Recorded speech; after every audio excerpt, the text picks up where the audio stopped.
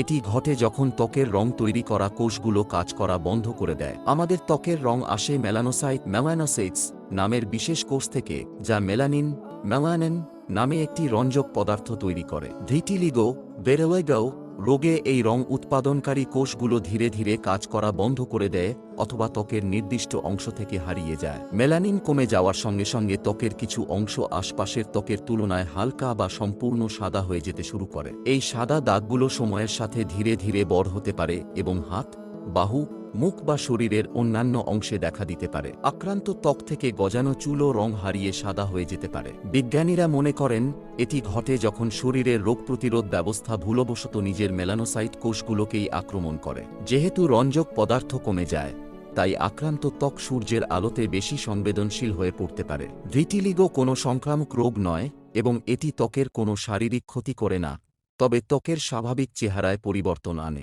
এই রোগের অগ্রগতি ব্যক্তিভেদে ভিন্ন হতে পারে। কারও ক্ষেত্রে সাদা দাগ দীর্ঘদিন একই অবস্থায় থাকে, আবার কারও ক্ষেত্রে সময়ের সঙ্গে সঙ্গে নতুন অংশে ছড়িয়ে পড়তে পারে।